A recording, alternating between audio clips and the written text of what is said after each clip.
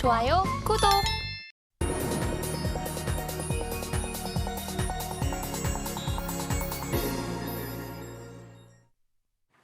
네, 개인 투자자가 아닌 전문가는 장 시작 전 뉴스를 볼 때 어떤 부분에 초점을 맞출까요? 오늘의 일면 헤드라인입니다.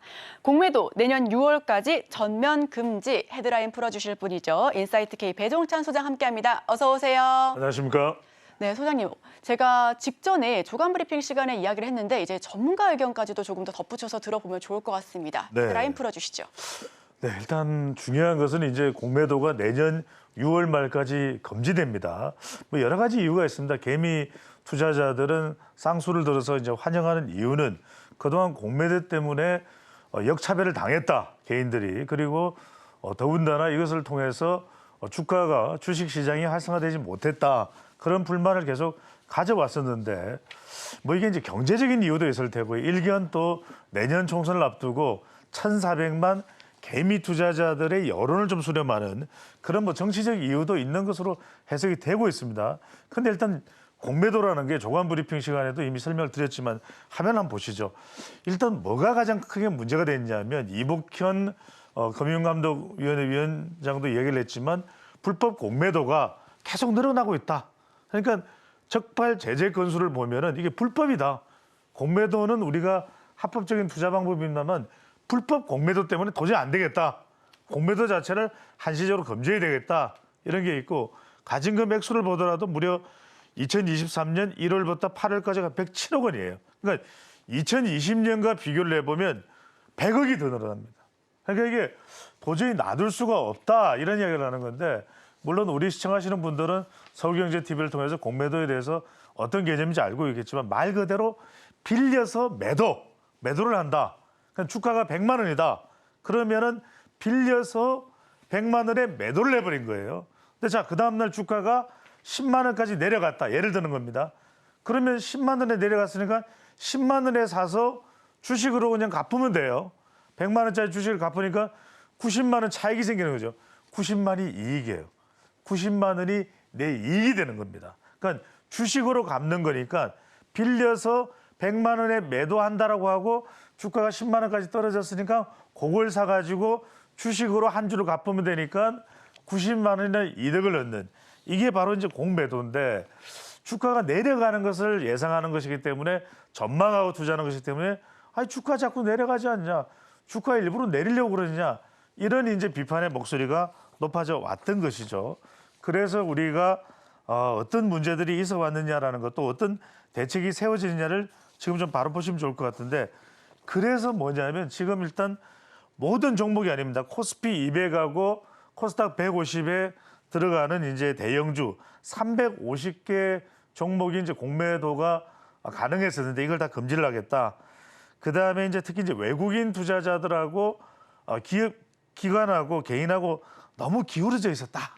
이 얘기를 하는 거죠. 그러니까 그동안 이 공매도 투자 비중을 보더라도 개인은 2, 그다음에 기관과 외국인 투자자는 98, 말도 안 돼. 이런 얘기를 해왔단 말이거든요. 그래서 이제 어떤 변화가 생기냐면은 개인과 기관 간의 외국인도 마찬가지겠죠. 상환기간 담보 비율 등의 차이에 대한 비판이 있는데 이건 이제 개선하겠다 이거죠. 개인은 상환기간이 90일인데 외국인과 기관은 무제한이다. 담보 비율도 개인은 120%인데 외국인 기관은 좀 더 적죠. 105%. 아까 우리가 조간 브리핑 시간에도 말씀을 드렸던 거예요. 그다음에 공매도라는 건 말 그대로 주식을 빌려야 되는데 빌리지도 않고 불법으로 공매도를 냈다.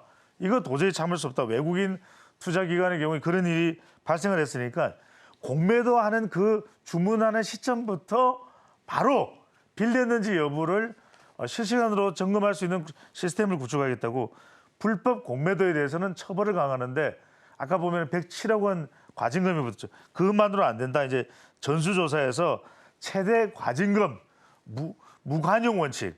그러니까 그런 상황인데 이제 투자자들이 제일 궁금한 건 뭐냐면 그럼 공매도 전면 금지하면 주가 올라가냐 이건 모르겠어. 왜냐하면 과거에도 쭉 보면 여러분들 2008년, 2009년에 금융위기죠. 그다음에 2011년은 그냥 재정위기. 여기 머릿속에 다 우리 서울경제TV 보셨으면 알 거예요. 그다음에 코로나19 위기. 그래서 금지했는데 오른 것 같기도 안 오른 것 같기도 하고 이게 애매해요. 그래서 일단은 지금 글로벌 투자은행을 전수조사한다고 하는데 이게 오를지 어떨지를 모르겠어.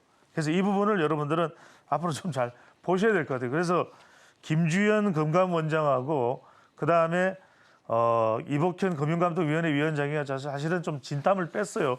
아주 질문들을 우리 예리하게 좀 해가지고 그런 질문들에 대해 답하기가 쉽지 않은데 일단은 이럴 때 투자 대응을 어떻게 하느냐가 이제 중요합니다. 종목도 소개해드리겠지만 일단은 올해 4월 달에 보면은 차액 결제 거래 여러분들 아시고 CFD 많이 들어보셨죠. 그래서 문제가 많았죠. 근데 그때 투자됐던 종목들을 보면 공매도가 금지된 종목인데도 불구하고 주가가 급상승했잖아요. 결국 사기 문제가 발생했잖아요. 이 이야기는 뭐냐면 공매도 금지한 거하고 그럼 뭐 주식시장이 아주 투명해지느냐고는 또 좀 다른 차원 아닌가 이런 이야기가 나올 수 있고요. 그다음에 우리 이소연 앵커가 이야기했지만 이게 우리가 큰 문제인가 내년에는 우리가 선진국 지수에 편입이 돼야 되는데 MSCI가 공매도 우리 전면적으로 요구하는데 안 해? 그러면은 이게 자칫 우리 자본시장이 갈라파고스화 되는 것처럼 고립화될 수 있다는 게 또 문제입니다. 자, 한번 보시죠. 화면을 보시면 공매도 거래 금액이 역대 최대로 늘어난 건 분명해요. 그런데 이게 합법적이면 이건 선진 투자 기법이라고 그래서 그동안 선진국도 계속 해왔던 거예요. 근데 뭐가 문제냐? 주가가 급등하던 걸 보면 포스코홀딩스나 에코프로비움이나 LG 에너지 솔루션이나 포스코프침이나 에코프로의 2차 전지 관련이죠. 그러니까 이런 주식들이 급등할 때 그래도 급제동을 걸어줬던 것도 사실 어떻게 보면 공매도예요. 공매도에 순기능도 있단 말이에요. 그래서 여러 가지 지금 질문들이 나오는 게 그럼 주가 하락의 주범이 공매도냐? 그럴 수 있을 것 같기도 하고 아닐 것 같기도 해요. 그다음에 공매도 규제가 우리가 다른 나라보다 약한가? 꼭 그렇지도 않아요. 다른 나라도 상당히 규제를 상당히 강하게 세게 하고 있기 때문에 이게 우리나라가 공매도 때문에 주가가 주식시장이 활성화되지 않고 여러 가지 범법행위가 일어난다.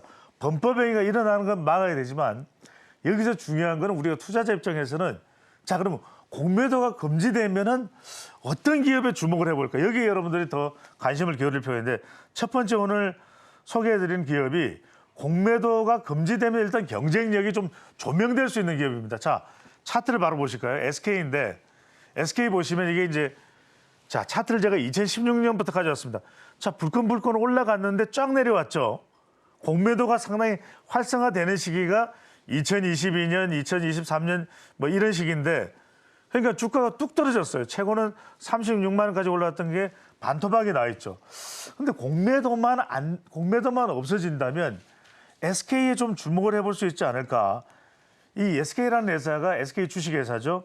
2017년에 처음으로 투자형 지주사로 전환을 했습니다.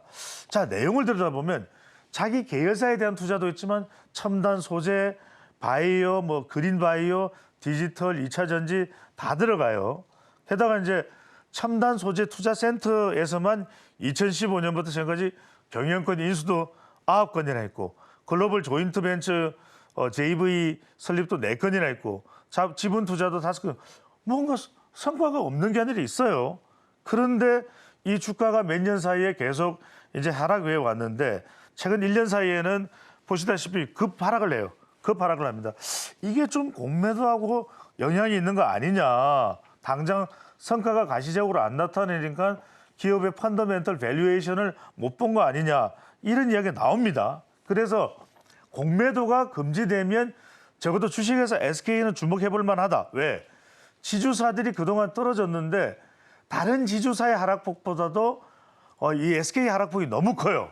그래서 이 부분을 여러분들이 주식회사 SK에 좀 주목해 보실 필요가 있는데 왜 그러냐? 자, SK그룹이 2차 전지 분야에서도 그렇고 자, 어느 것보다 탄탄한 포트폴리오를 그러니까 투자회사예요. 그것도 SK라는 브랜드를 갖추고 여기에 좀 주목을 해 보실 필요가 있다는 말씀을 드리고 또 하나가 공매도 때문에 그동안 혼이 좀 많이 났던 기업입니다. 넷마블로 가봅니다. 넷마블로 가는데 넷마블이 공매도 금지로 이제 좀 수혜가 예상될 수 있다. 물론 이제 이건 뭐 개인적 판단이 최종적으로 여러분들이 하셔야 되는 건데 신작 세븐나이츠 키우기도 좀 주목을 받고 있습니다. 자, 한 달이 넘는 가운데 계속해서 좀 주목해 볼 필요. 그동안 좀 갇혀 있었잖아요. 게임이 힘들었잖아요. 그 다음에 이 넷마블이 이 방준혁 의장이 세운 회사라는 여러분들이 다 알고 혼돈하면 방시혁 아니고 방준혁이에요. 네. 그다음에 2000년 전 세계 이제 모바일 퍼블리싱 기업 가운데에서는 상당히 경쟁력이 주목받는 기업이에요.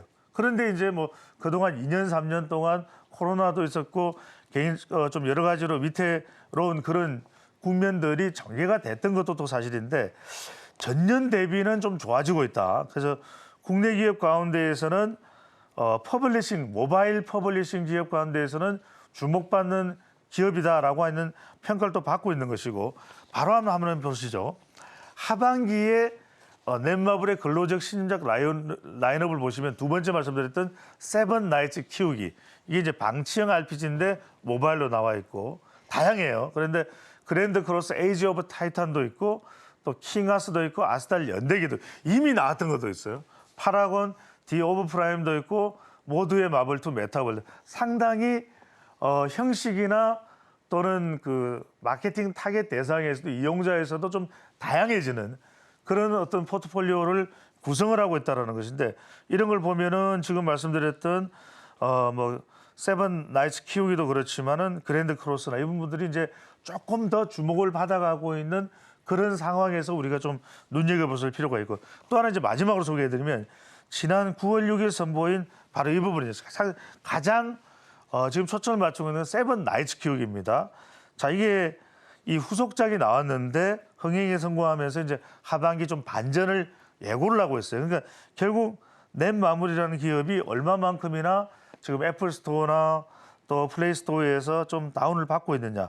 지금 10월 둘째 주 기준으로 보면 리니지 M에 있어서 매출 기준으로 2위에 올랐어요. 그러니까 이런 것만 봐도 상당히 좀 실시간 또 그 매출에도 상위권에 올라 있는 만큼 그동안 공매도로 꽉 묶여 있었다 그러면 한번 좀 조명을 해볼 만한 기업이 SK와 넷마블이 될 수 있다는 차원에서 소개를 해드립니다.